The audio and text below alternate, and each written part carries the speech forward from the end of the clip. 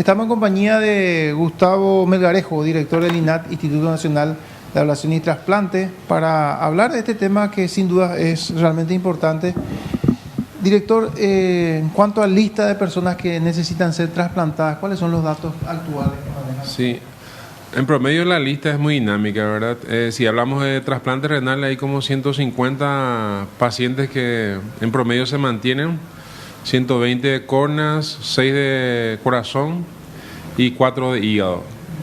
Si hablamos del grupo pediátrico, o sea, de los niños, se reduce a 7 en trasplante renal, 3 en trasplante cardíaco y después hay una lista ínfima en córneas. Pero una de las cosas que más ha promovido esta administración justamente la parte pediátrica, tanto así que hoy podemos decir que este año fue histórico en el sentido que se hicieron los primeros trasplantes de médula halogénico en el Hospital Pediátrico de Costañú. Se hicieron ya 2 casos de niños a través de un convenio con Italia. Entonces hay una política fuerte en cuanto a los niños y el hospital que también estamos estructurando y capacitando para que también inicie un programa es el nacional, porque hasta ahora está habilitado el Hospital Central de IPS y el Hospital de Clínicas. De por sí que la lista de trasplante renal pediátrico son todos pacientes de clínicas. Y en cuanto a la donación, ¿cómo estamos actualmente?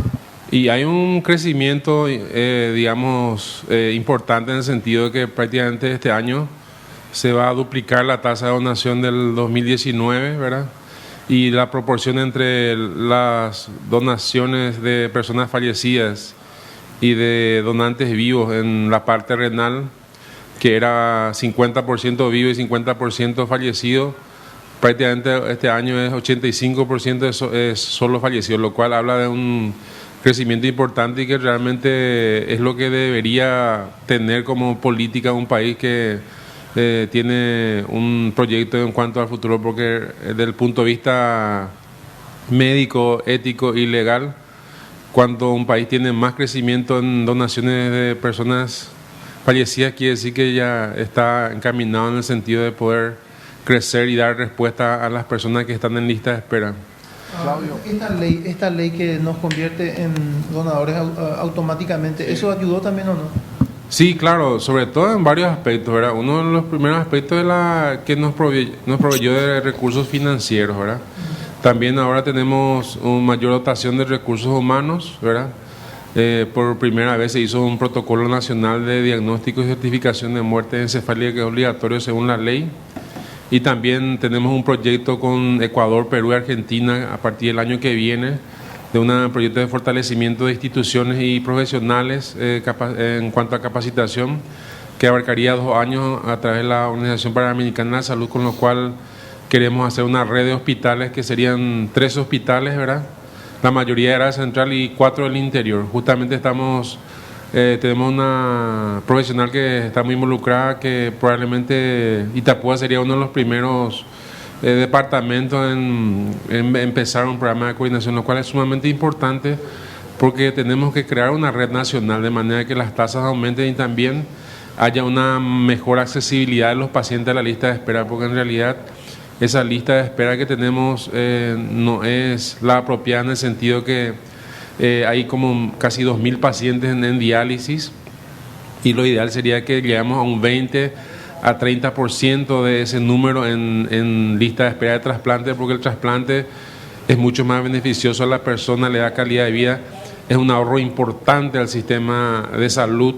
Entonces debemos invertir la política que se ha hecho en el país, porque siempre se ha priorizado la diálisis y el trasplante siempre fue un procedimiento, hasta te diría terciario, y hoy día la política que sea el primero y que las personas, más allá de la conciencia, entiendan la importancia, porque realmente este año tuvimos hace poco el fallecimiento de un caso pediátrico de 10 años en Corazón, por ejemplo. Tenemos una niña de 2 años en situación de urgencia y los donantes pediátricos son excepcionales porque ahí sí la ley faculta que los padres o tutores únicamente pueden autorizar el procedimiento. Entonces es importante tener conciencia y tener esa solidaridad de evitar la muerte de personas en lista de espera. Ya, Diego, tenías una consulta que querías hacernos. Era justamente sobre el impacto de la ley Anita que estaban comentando también, Claudio, con el doctor. También creo que se había establecido en un momento que la cédula de identidad tenía que tener un corazoncito de aquellos que son donantes. Eso no sé si se está cumpliendo. Y lo otro, ¿por qué en el caso de Brunito, cómo es el tema de los trasplantes de los niños? Muy delicado.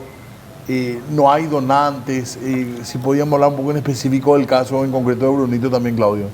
Sí, justamente le íbamos a hacer la consulta, específicamente en el caso de Brunito. Nos decía antes de la entrevista que Brunito, por ejemplo, no estaba en la lista de espera. Digo, pero ya nos va a explicar por qué Brunito no estaba en la lista de espera. Le trasladamos la consulta directa. Sí.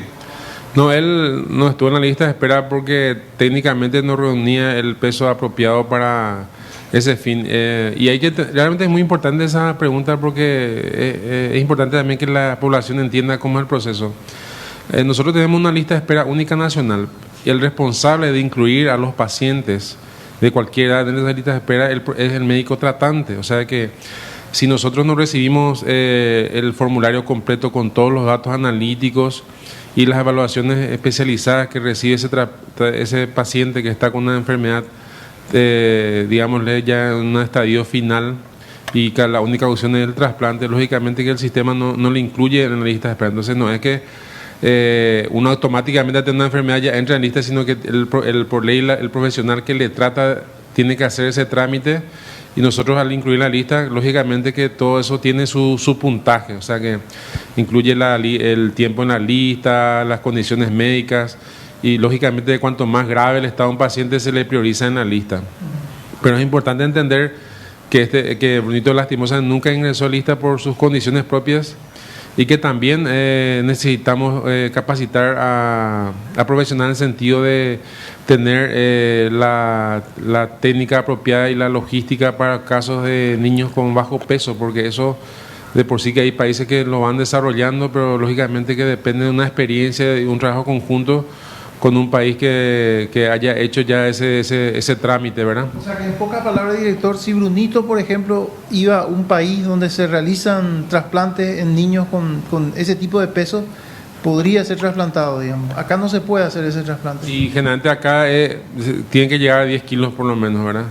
Pero son países, en el mundo son muy pocos países los que hacen ese procedimiento porque son técnicas muy, muy avanzadas, pero de por sí que algo importante es recabar que, por ejemplo, ustedes mismos se dan cuenta que nuestra lista de espera de pediatría es prácticamente muy, muy escasa, lo cual ustedes mismos se dan cuenta que siempre se le prioriza al niño en la lista. Eso es así cuando generalmente hasta 35 años se acepta un donante fallecido cuando se trata de un caso pediátrico, porque para el niño la enfermedad renal, por ejemplo, le acarrea muchos problemas de crecimiento cognitivo. Entonces, lógicamente que nosotros como sistema le priorizamos por todas las consecuencias que le genera esa enfermedad. Entonces, es importante que aquellas personas que tengan niños, hijos o sobrinos que tengan una enfermedad que requieren trasplante, en cierta forma traten de hacer el máximo esfuerzo para que los médicos le puedan poner en la lista, y nosotros también hagamos